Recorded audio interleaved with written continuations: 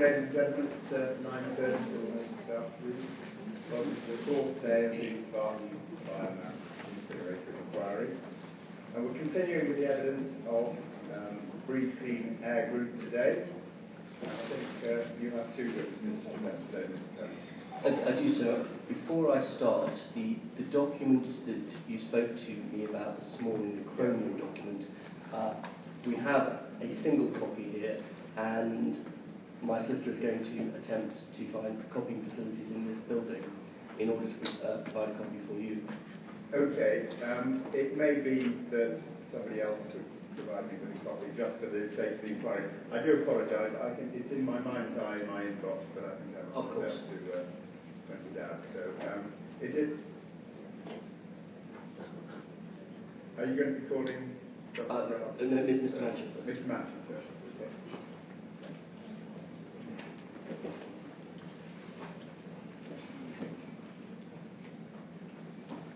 Morning.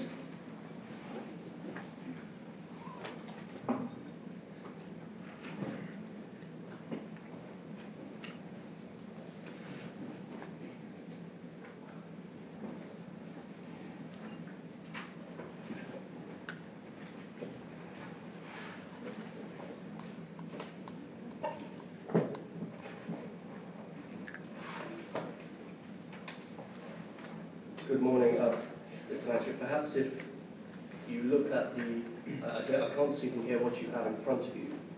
Do you have a copy of your proof of evidence? I do, yes. And attached to that, or at least within the same file, do you have a copy of a document entitled Summary Proof of Evidence? Yes, I do. Yes. Mr. Manager, what I'm going to invite you to do now, is to take up the summary proof of evidence and to read it aloud to the inquiry.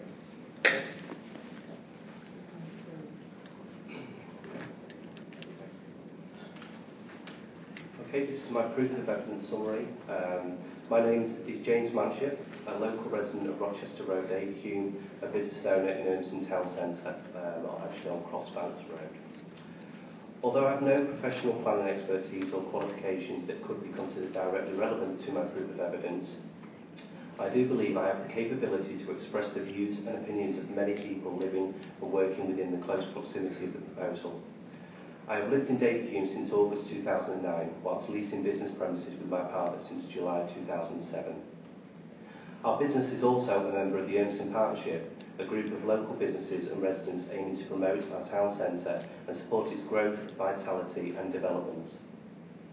Section 1 of my proof of evidence confirms that it is on behalf of the Rule 6 Party, Breathe Clean Air Group, and is applicable to the potential impact of the development on the continuing regeneration of the town centre, surrounding community and local property prices. I have commented on the efforts of Trafford Council, business owners and local residents in supporting the area through social, economic and environmental initiatives. I have also referred to local and national planning policies that I believe are relevant and directly applicable to the proposal, along with the views of local people. In addition to this, it is noted that so far approximately 6,500 people have signed a written decision stating their opposition to the proposed plans. Inspector, I believe this is increasing significantly since my submission. In section 2, I explain my personal perceptions and experience of the area, primarily when locating our business in 2007, following by residing in Davyhulme in 2009. Our decision to also reside here was made after experiencing Urmston for 2 years as a place to work and seeing the improvements happen. This included better services, choices of retail outlets, improved pathways and roads, and the beginning of a large retail development that would enhance our lives as prospective residents. It was this observation of the upcoming changes that made our final decision. Urmston now has some exceptional benefits for a good quality of life for all its inhabitants, and has moved away from any industrial roots or reputation it may have once held to become a cleaner, safe and leafy suburb. If we were aware of then of any proposals of an incinerator in close proximity before making this commitment, I am certain this would have been a substantially negative influence on any resolutions we made for living and working here. Section 3 of my proof highlights the profile of Urmston and the surrounding land use. The proposal is believed to be approximately 575 metres from the nearest residence as measured by the appellants in their planning application, and therefore will have a considerable impact on the highly populated local communities. It also outlines that the appellant frequently identifies the land use surrounding the proposed site as industrial, or a mix of industrial and commercial, and omits any real regards to the significantly populated residential and local business communities nearby. My proof indicates that there should be a clear distinction from any Trafford Park land use references to suit the appellant's proposed compatibility of this plant with its nearby surroundings. Urmston is not Trafford Park, and most of its residential area is separated from Trafford Park by the M60 ring road. Davyhulme wastewater treatment plant should not be used as a precedent for further industrial inferences on an already burdened community. Section 4 describes the nature of the regeneration of Urmston Town Centre as a priority area as set out by the Trafford Unitary Development Plan. Recent investment in the town has helped improve its local amenity, and the town is currently undergoing a major redevelopment of its shopping district that will help to promote shopping facilities and provide a much more enhanced environment for visitors and residents. Urmston remains a key priority for the council and the community who want to do all they can to ensure that we secure the right development in and around the town and for the benefit of future generations to come. This is further supported by the local opposition to the proposal from members of Parliament and business owners, expressing their serious concerns that the plan will lead to the degeneration of the area, spoil its attractiveness, as well as potentially causing health problems to residents. Although the continuing generation is so far perceived by many as a fundamental success, it certainly does not indicate that Urmston and its residents feel that there will not be consequences for having incinerator in close proximity. This section also highlights the impact of numerous external factors on the town centre, including those potentially arising from the proposal. Section 5 indicates the national and local planning policies, which are deemed as particularly relevant to the impact of the proposal on the town centre and surrounding community. These policies include the Trafford Unitary Development Plan, the Trafford Local Plan Core Strategy, and the National Planning Policy Framework. There is a common thread that promoting vitality is the key to ensure Urmston does not lose the attractiveness it has since recovered, and it would be unacceptable if the proposal were allowed to jeopardise this. There is a real possibility that those who can relocate will do this, and any fresh investors will choose to locate elsewhere, leading to a mass exodus from the area, thus affecting the viability and sustainability of the town. Section 6 discusses the potential impact on local property prices. It is generally accepted that property prices are a clear indicator of how attractive an area is to live in. This is an additional factor, alongside with the characteristics of an individual property and the amenities available nearby. Many local residents believe this proposal is a legitimate threat against their stability in the housing market due to the perception of harm and health concerns it may give prospective buyers, therefore reducing demand. This fear should not be simply dismissed as an immaterial consideration in this planning appeal. Many residents have stated verbally and in writing that if the proposal were to proceed, they intend to move from the Urmston area. I refer to the joint statement organised by the Brief Clean Air Group and referenced in my proof of evidence, where approximately 140 people already confirmed their intention to leave the area if this proposal goes ahead. In consideration of all the factors summarised above, I conclude that an incinerator will create a considerable perception of harm to health within the community that will ultimately hinder any efforts to change Urmston's image through its regeneration projects. The land surrounding the site is not predominantly industrial, and that Urmston's residents' opposition to the location should be acknowledged by rejecting this appeal. It is contrary to the established priorities and current planning proposals for more commercial, retail, leisure and residential developments in the area. This proposal does not satisfy points contained in the Trafford Local Plan Core Strategy and the National Planning Policy Framework, particularly giving full regard to the environmental, social and economic impacts of such a facility. Some consideration should be permitted to the many local residents who believe this proposal is a valid threat against their homeowner stability due to the perception of harm and health concerns it may give prospective buyers or those wishing to leave the area. So in conclusion, the acceptance of this planning appeal would undoubtedly undermine the current positive perception of the area and could significantly affect any future investment or efforts to further establish the area's credibility and significance as a prospective commercial, retail, recreational and residential place to work, visit, enjoy and live. It is clear that mobilising any private investment depends on making towns more attractive as places to live or visit. Ernst has established a basic framework to achieve further prosperity, but it still has a very real vulnerability to many external and negative factors. The proposal is an unwanted, unnecessary addition that would unfairly provide an uncertain future on its residents and business alike. I close with a quote from a statement provided by the Ernst Partnership in opposition of the proposal. The people of Ernst and Trafford are pulling together in these difficult economic times, and the town is starting to regenerate. It has been a slow process. It would be a real shame if this fragile recovery was damaged and the energy and effort put into the town was wasted. To blight this community, to override the community and to devalue its assets should only be done as a last resort. We should not inflict all this damage on the community purely because of a presumption in favour of development. Thank you very much. Kingston may have some questions. Morning, Mr. Kingston.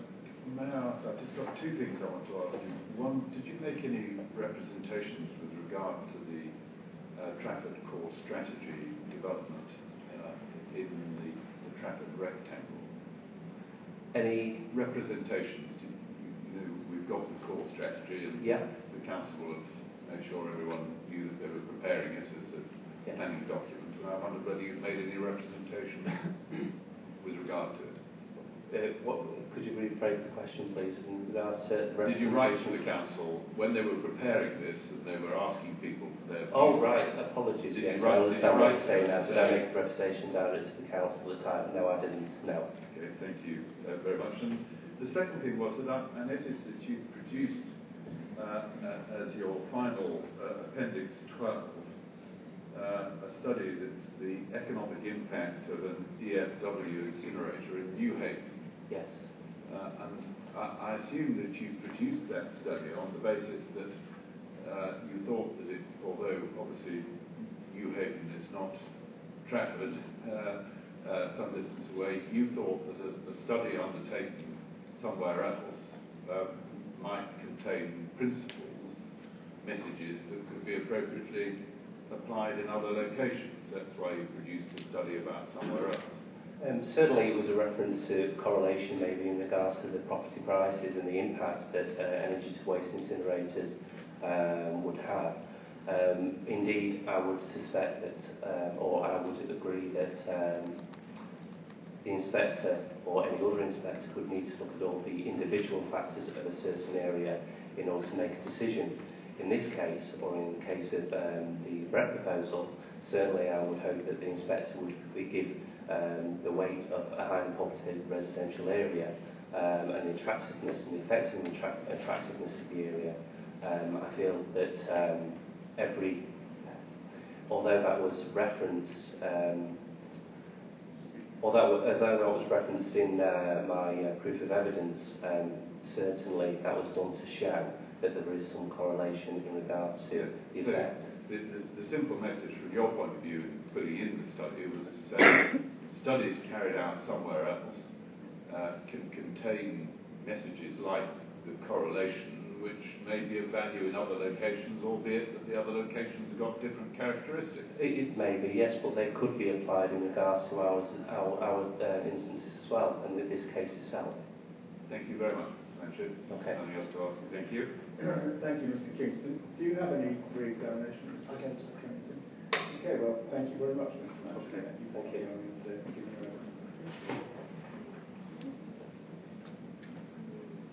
Hello. Excuse me, could I ask when the Trafford Core Strategy, Mr. Kingston, excuse me, sorry, sir. Mr. Kingston, could I ask Well, when you the can't Trafford... ask Mr. Kingston a direct question. right, I'm sure if you are outside the inquiry, Oh, well, could I ask if you... you speak to somebody, I'm sure they'll... Could I ask you, sir? And Mr. Kingston probably will ask. It may be a very... I'm quite used to being asked questions. Some of them not very nice, but if it's a simple question, I'm very happy to help. It is a simple question. Could I ask you when the Trafford Core Strategy was produced? I've not seen Well, it was produced over quite a long period of time, but finally adopted, that is, formally accepted and adopted by the Council in January of this year. Right, okay. Thank you very much. Not at all. Thank you. Okay. Thank you. Well, I think we're going to hear from Dr. Raab now. We'll have just a brief hiatus while Dr. Raab comes forward. If that document could be provided to me, I'd be grateful.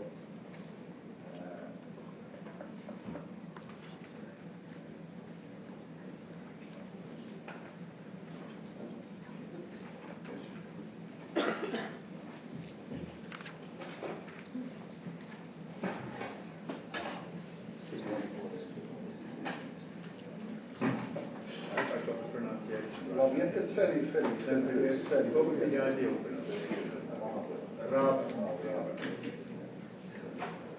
Well, Mr. Kingston will be alerted to that.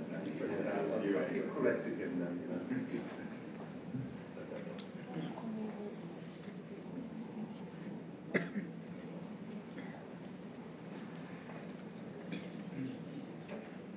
If you'd like to speak into the microphone, that's As you mentioned earlier, there was one additional point, regarding chromium, which I'm very happy obviously to mention, which was not mentioned in very great detail in the original proof of evidence. Similarly, there are one or two other points, one regarding cancer statistics, and the other thing is regarding especially arsenic toxicity, which I wonder whether I could just briefly expand on while I am doing my summary of proof of evidence. Okay, well your proof of evidence is fairly wide-ranging. Is this new material? It is material that details the existing material presented in the proof of evidence. The details related to it. Well, it's a matter for you, Mr. Richards. As far as I'm concerned, I've made it clear that I'm happy for you to see almost anything that anyone would like you to see. It clearly presents problems. It's an entirely new point, but if it's an expansion of something which Dr. Raab has already told you, and is anxious that you should know about it, then from my point of view, I would want to object to telling you. Okay, well, if it appears to be going somewhere that causes problems, then no doubt you'll let me know. So have you now been given a copy of? No, not the. Might I suggest then, sir, that I know Dr. Robert has a copy. After he has finished speaking, if he simply hands it up to you, I don't have a spare copy of that document. No, okay, that's fine. So long as Dr. Robert, I suspect he'll make the key points he wants to make. And then if I could have your copy, I'll be there. I apologize, I wasn't aware. No, it's not your fault. It's I had a copy of the in my inbox, but it's still there. Make the point that if it's proposed to go through the note on chromium, you really do need to have it in front of you, because it's relatively complex. Technical, yeah. Perhaps in the interim, we'll see what we can do to get copies produced if they can't be obtained from elsewhere. Thank you. Certainly we'll be happy to come back at a later stage to discuss that. Okay. Yeah. Mr. Cliff. I have here some comments on chromium 6 in context of the proposed Barton Renewable Energy Plant. That's the one, I think. Is that the one? If I could have your copy, that would be extremely helpful. I will be more than pleased. Let me find my spectacles so I can make my way. Oh, thank you. Thank you.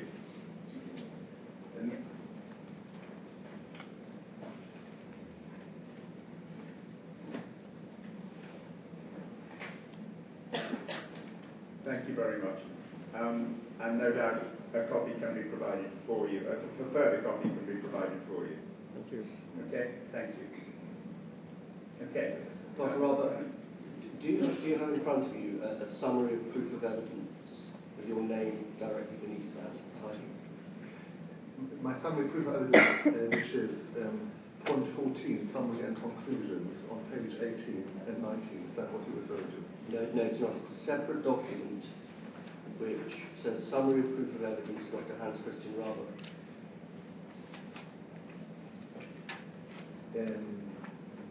It just says proof of evidence. No, that's not the document that Yeah, I think it's the same document, which I just have to follow it for the application. No, it's not the same. No, no, sorry.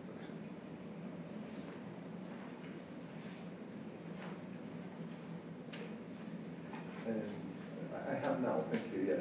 I'm grateful. Now, Dr. Rowe, what I'm going to do is invite you to read this document. Yeah. You just indicated, Mr. Richards, that there are a couple of other matters that you would like to illustrate or enhance.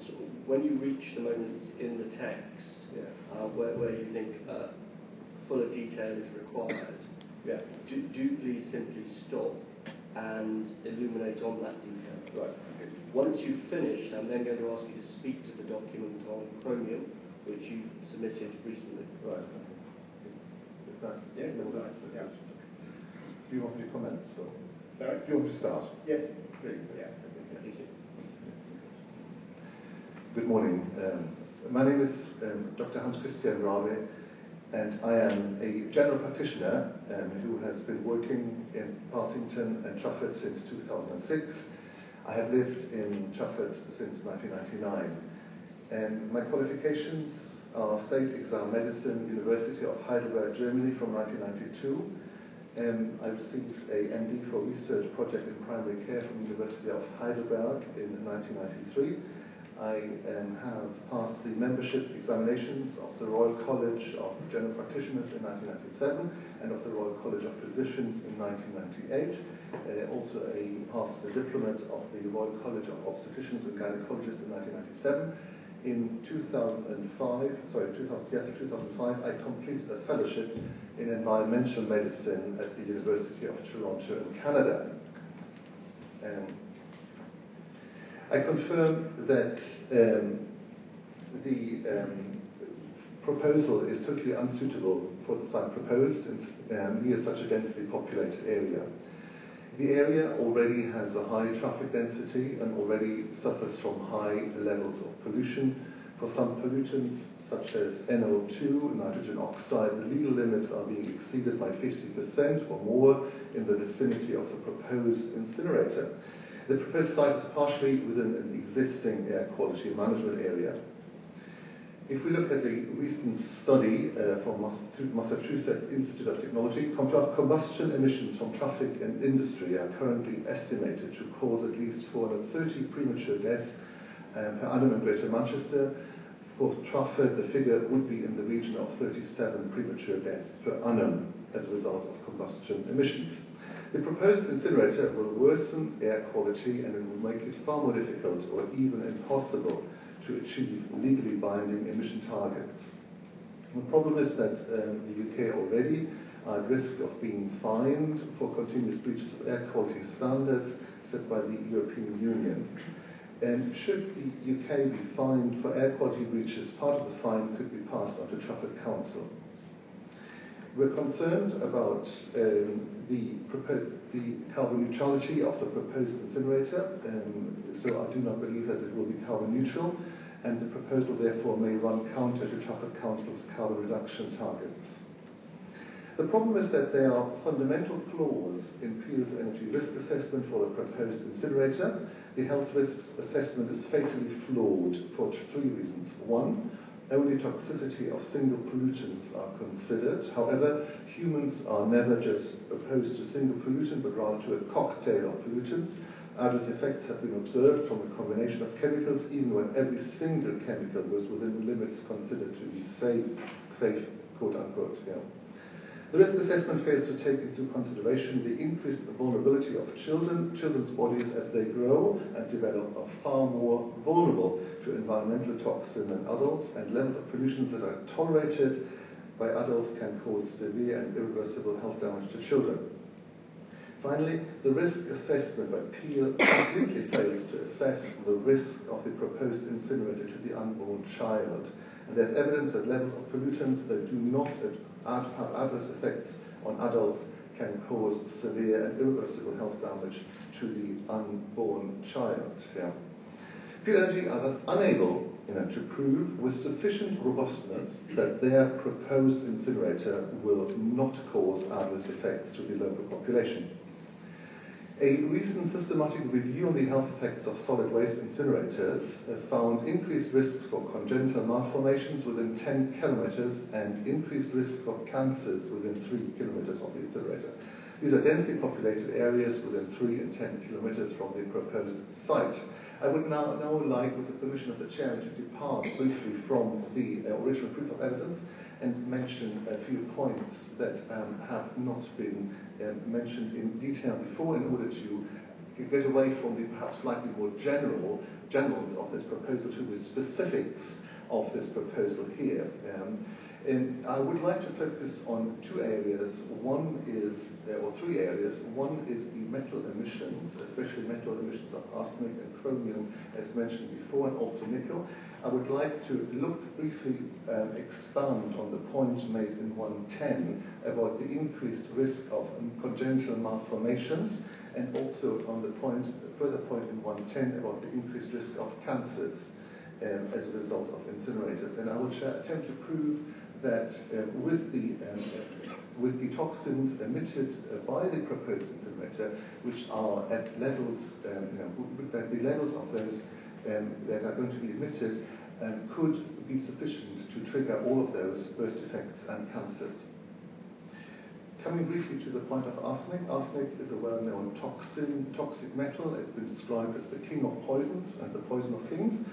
The proposed incinerator is going to be burning, among others, wood treated with chromated copper arsenate, CCA, which then releases additional chromium and arsenic into the air. Arsenic is a known carcinogen at the levels that are going to be emitted by the incinerator. I would estimate, based on WHO data, that there could be an increased risk of lifetime cancer development of 1 in 10,000 to 1 in 100,000. This is a factor of 100 to 1,000 higher than the estimation that's been provided by Peel. So I therefore submit to the inquiry that Peel's submission potentially underestimates the risk of cancer development due to arsenic by a factor of 100, potentially by a factor of 1,000. As a result of this, I would urge that if this incinerator were to go ahead, that the arsenic concentrations in the emissions would be reduced by a factor of 10, ideally by a factor of 100, so that the overall risk will not exceed 1 in a million lifetime, which I would consider to be acceptable. Nickel, similar problem with the currently modelled emissions. You would have an increased risk of 1 in 100,000 to 1 in a million. I therefore believe that the nickel emissions further need to be reduced by a factor of 10, which then would take that total risk to perhaps 1 in 1 million lifetime. And chromium, I was only going to mention that briefly because I suspect that we will have a little bit more time discussing chromium. The problem with chromium is that it's quite a complex situation. Chromium is basically a mix of different chromium chemicals. Basically, the most important one is chromium-6. Chromium-6, there's a very clear limit of 0.2 nanogram per cubic meter, taking into consideration the recent publication by the expert panel on air quality, taking the currently noted levels that are being documented in Peel's proposals of about 5 nanogram per cubic meter of total chromium. This would lead us to assume that the chromium-6 levels already exceed this standard of 0.2 nanograms per cubic meter by a factor of 6 to 7. Yeah? This is totally unacceptable. Obviously, the incinerator is going to add more chromium to this. We need to discuss perhaps a little bit more in detail later how much chromium that will be. But with the proposed incinerator, adding to the background concentrations of chromium would lead to a lifetime cancer risk, again based on established WHO data, increased lifetime risk of 1 in 10,000 to 1 in 100,000. This, again, is a totally unacceptable risk, and it needs to be noted for the sake of the inquiry that Peel completely fails to take into consideration the carcinogenicity, the cancer-causing effect of chromium in their submissions. But it does not stop here.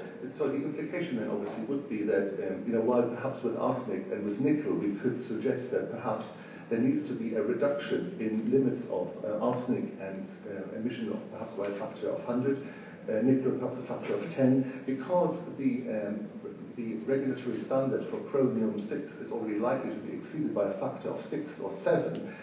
I believe that the incinerator, as it will definitely emit chromium, should not be built because we already are clearly above the safe limit of a known carcinogen, chromium-6.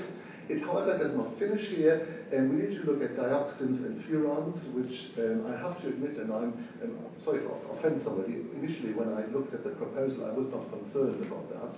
But if I look a little, the devil was in the detail, and if we look at the modelling impacts of the dioxin emissions from your proposal, it is somewhere stated that that there would be a modelling of the dioxin emissions, which would be in the range of 1.32 to 2.5 femtogram per cubic meter air. Now that's quite a small concentration, I admit that, but dioxins are highly toxic substances. So if we just remember that figure of approximately a maximum increase of 2 femtogram per cubic meter air.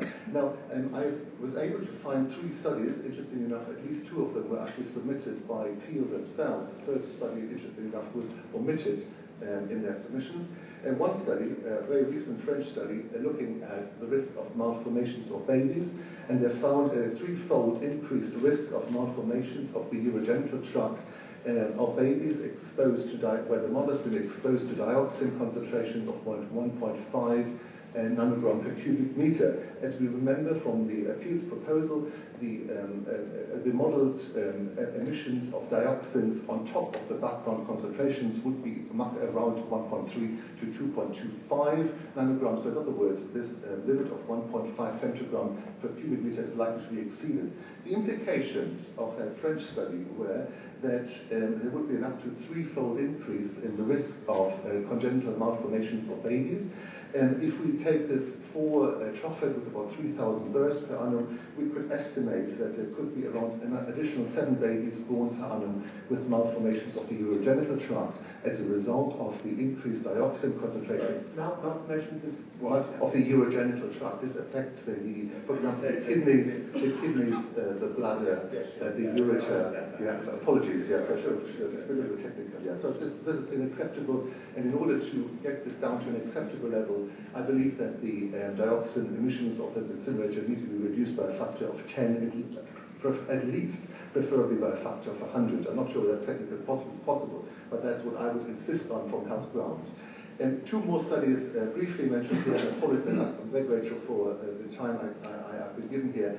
A study on sarcoma development and a study on non-Hodgkin lymphoma. Sarcomas are cancers of the bone, of muscle, of cartilage, etc. They're quite rare cancers, fortunately. Survival rate has not improved a lot. They're very difficult to treat. Earlier a few years ago, I had a patient with a sarcoma, nasty condition. He ended up with an amputation of the arm. Anyway, we have found an absolutely fascinating Italian study looking at 40 years of data. 40 years of data. And this study found that increases of the background dioxin concentrations of around 2 femtogram per cubic meter, similar to what was proposed by the incinerator, would lead to about trebling of the incidence of sarcoma in a 30-year period. Again, if we look at the figures for Trafford, in my calculations this would lead to an additional 2 cases of sarcoma per year after the relevant latency period. However, more serious than that would be the risk of non-Hodgkin lymphoma. Non-Hodgkin lymphoma is actually quite a common cancer. It's the 5th most common cancer in the UK. The incidence is around 20 per 100,000, and in Trafford we have around 47 new cases of non-Hodgkin lymphoma. It's not a nice condition. I just only last year had a patient with it, and I mean they just go through horrible chemotherapy. It's not a nice condition. Fortunately, about 60% can survive 5 years, but still, a substantial proportion die of non-Hodgkin lymphoma. There's a very clear association between environmental pollution, including dioxins, and non-Hodgkin lymphoma. Taking a very detailed French study found approximately an increase of a 2-fold risk of the levels of non-Hodgkin lymphoma as a result of exposures to dioxin levels of, and now listen to this, of 0.4 to 1.6 femtogram per cubic meter. Again, increases of dioxin levels of 0.4 to 1.6 femtogram per cubic meter led to a doubling of non-Hodgkin lymphoma incidence in the study. Again, we recall that the Peel submits that the dioxin concentrations could increase by a factor of 1.3 to 2.25 femtogram, in other words, well above the 0.4 to 1.6 femtogram defined study. If we take 47 or so non-Hodgkin lymphoma cases, and if we take the most conservative, in other words, the lowest possible increase used on the confidence interval, I can explain the methods a little bit later in a minute, this would lead to an additional 19 cases of non-Hodgkin lymphoma in Trafford as a result of the proposed incinerator. So we can therefore, in summary, see that the proposed incinerator, based on modelling data proposed by Peel, would lead to approximately 7 additional babies born with malformations of the urogenital tract. It would lead to approximately 20 additional cases of cancers, most of those non-Hodgkin lymphoma, a few of them would be sarcoma. I have not obviously mentioned the increased risk of cancer. It's usually lung cancer due to arsenic, and to cadmium. Depending again on what modelling we use, we could add that there could be perhaps another 2 to perhaps 20 or so additional cases of lung cancer. But this is over a lifetime. The figures that I've mentioned so far were always per year, whereas the other ones, the arsenic, cadmium, etc., we would be looking at a lifetime increase. So I believe, therefore, that this is a very problematic proposal, and which, again, taking the concrete data from research, taking it, applying it very specifically to this proposal, would lead to an unacceptable increase in health effects. I know that the side opposite constantly says that those who are opposed to incinerators have only general data. No, I do have very concrete data of the concrete effects that this incinerator will have on this community, and this is therefore poses unacceptable health risks. I come back to my submission, paragraph 111. There exists strong evidence regarding significant adverse effects of environmental toxins and air pollution on health. Human exposure to environmental contaminants is omnipresent. Everyone carries the burden of lead in his or her bones, mercury in their hair, and dioxins and polychlorinated biphenyls, PCBs, in their body fat.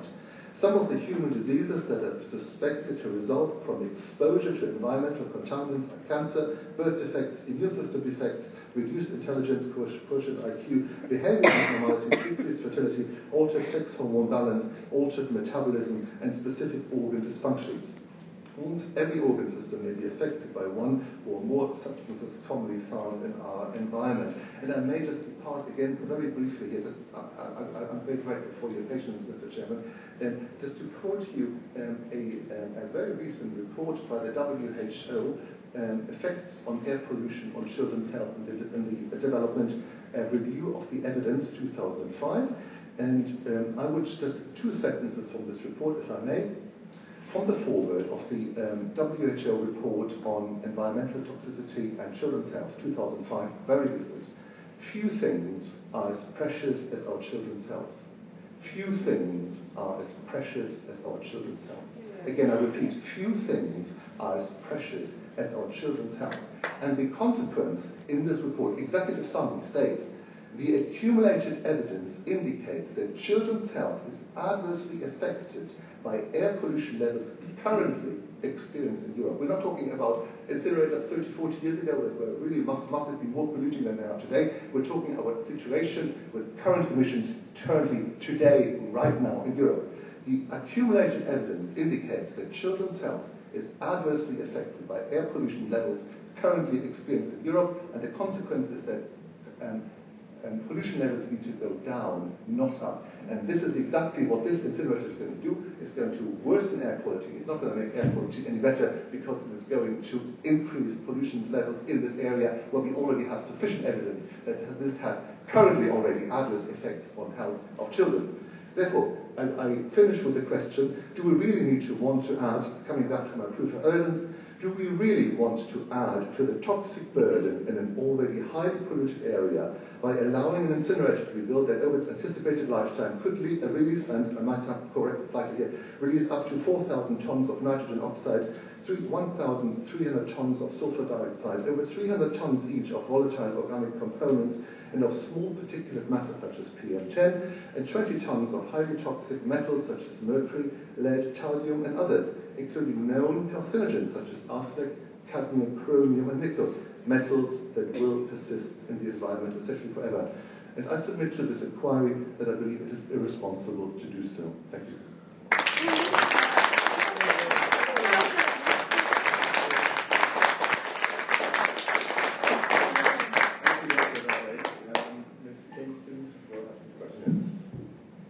Good morning, Dr. Robbie. Good morning. I just two things I want to raise with you. To ask, first of all, whether you know the basis upon which the inspector is advised by the Secretary of State that he should approach the consideration of health issues at this inquiry. I'm sure it's based on evidence, but I would be very grateful if you could expand on that. It's not necessary for me to give you a lesson in country planning guidance, and I don't want to presume to do so, but I just wanted to know whether or not anyone had given you any indication of what it was that the inspector was required to do by way of an approach. If they haven't, then so be it. Yeah, I believe that I would assume, but it's an assumption, I'm not an expert on planning law, and I'm sure you will accept that planning law would not be part of my expertise. No, I'm quite willing to accept that. Thank you. That was the first matter. The only other matter, Dr. Roberts, is that you have referred to some new papers this morning. One of them you called a French paper, and on the assumption that that's not Libération or anything like that, but it's not a newspaper, but a technical paper. We'd be grateful, please, for the detailed references to the paper.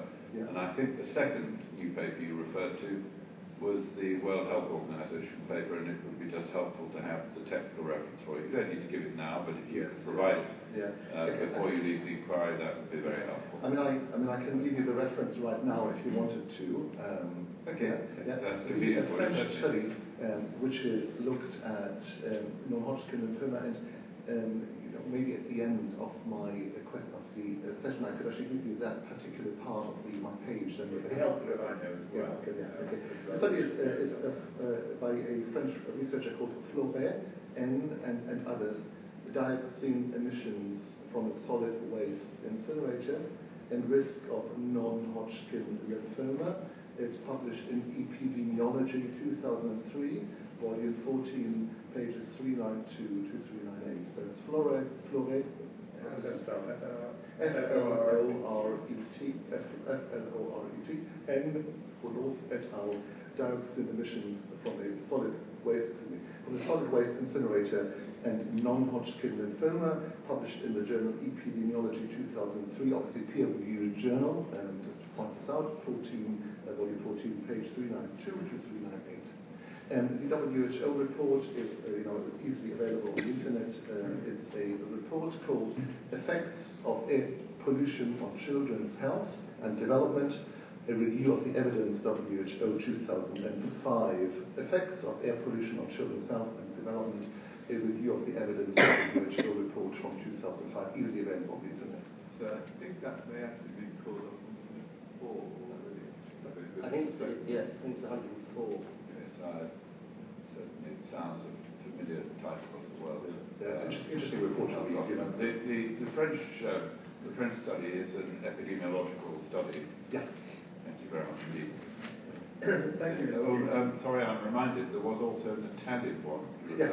This is absolutely fascinating. And since you've given me the opportunity, which I'm very grateful, Mr. Kingston, I would just like to point out something very, very. Could you just give me the reference? First, my inquiry was not to fascinate. Get the title of the paper in English, preferably not Italian. No. It's written by a researcher called Zambon, and it's spelled Z-A-M-B-O-N, first name Paola, and her other co-researchers. The sarcoma risk and dioxin emissions from incinerators and industrial plants a population-based case control study, sorry, it's a case control study, not an epidemiological study, apologies. So it's different modelling, obviously. A case control study, Italy. Environmental Health, 2007, so that's the journal is called Environmental Health, 2007, volume 6, page 19, etc. Yeah. Thank you. Thank you very much, Dr. Robbie. There's nothing else I need to ask you. Thank you. Can you just wait a moment? Yeah, do you have any brief No, I don't. Your practice is Parkinson's. Can you just describe to me the areas that your practice that are going to be, that you say are going to be? Well, I mean, the area of Partington, itself is a distance away from the proposed incinerator. I need to find out the exact distance. Yeah. But I live in Flixton, so the incinerator is going to affect me personally. Yeah. Okay. Yeah. The other thing I would just like to say is that, that for example, very recently there's been I know it's not the matter of this inquiry, a paper mill installed in Carrington, and the sense is that, that already, even though that's been considered safe, that there's been an increase in children with coughs and infections, etc. But that's only obviously anecdotal evidence. I can't, comment on that. It's only totally anecdotal. Yes. Yeah. So. I mean, that might be. Exactly. A good number of absolutely. No, we wouldn't want to comment on that. Yeah. Okay. Thank you very much indeed. Thank you for coming and giving your own.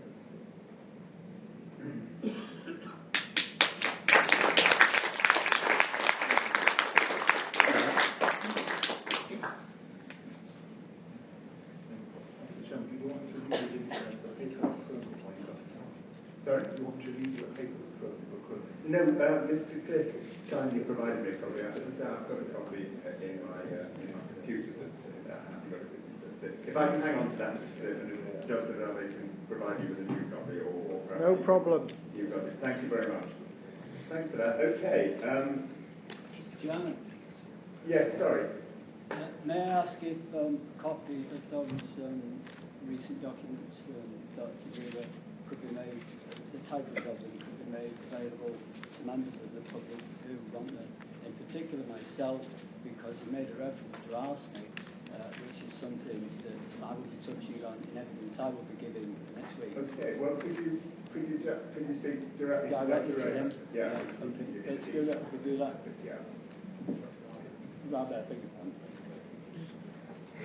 Okay, and I think that's the evidence for BCAG. Thank you very much. Well, we've made very good progress today, which leads me to consider what we need to do for the rest of the day. I'm just wondering, I think we will take a break in any event, but I'm just wondering if there's anybody who's registered to speak this afternoon, who's here now, that would be prepared to speak now.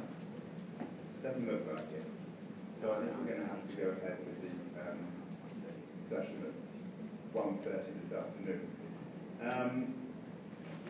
The other suggestion I have is that at some stage we need to look at Section 106 obligation and conditions, and that's something that we could easily do this morning if people are prepared to do that. So I'll look first to very happy to do it. There is in Appendix 2 of the Statement of Common Ground described as an agreed list of conditions, which I assume stands still as an agreed list. We had a suggestion from the authority that there might be 3 additional conditions imposed, which we declined. We had no response to that, so I'm not sure that I'm in a position to take that matter any further. As far as the Section 106 obligation is concerned, that's in the process of being sealed at the moment. Not sure. There is a draft, isn't there? I don't, as far as I know, the Section 106 obligation is very controversial.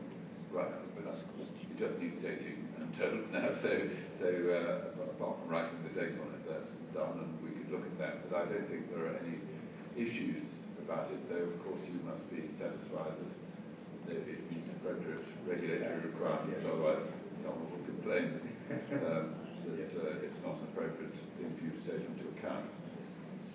Okay, Mr. Fraser, what's the position as far as traffic is concerned? Well, so it is correct. I think in actual fact, one of the conditions, there are three conditions that are between the council and the government. One of the conditions is a condition you don't have to impose any event. Time condition. I think the issue is what period of time there should be. So there will be that condition. There are two other conditions which we would seek to the appellants to agree with. Okay, so we certainly need to have a discussion, and we're in a position to have that discussion. Hopefully, subject to taking instructions from my point of view, I've only seen the draft. Yeah. I'm sorry, the hesitation I had where we were waiting the planning officer's reasons. Yes, The planning officer is doing the reasons this morning, so I don't have it at the moment. The other alternative is, I don't think that I can usefully use the time. The other alternative is that we break now and then come back at 1:30, and we deal with conditions next week when there's been time for a bit of doing and throwing between the time. What I was going to suggest with regard to conditions is that we might invite the council to set out the additional conditions that it's going to request with the reasons for that. We would provide in the next column response to that. Yes, no, if no, why not? And then we could have a debate which would be informed by having free reading rather than lots of oral explanation and you having to write away and listen at the same time. Okay. Well, it sounds to me then that it would be better if we wait at least until next week. Yeah, I don't think it's going to be a very long rush there. No, okay.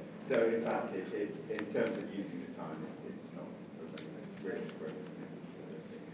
So unless anybody has any dire objection, what I suggest we do is adjourn now until 1:30 when we'll hear from those residents that that's okay with you?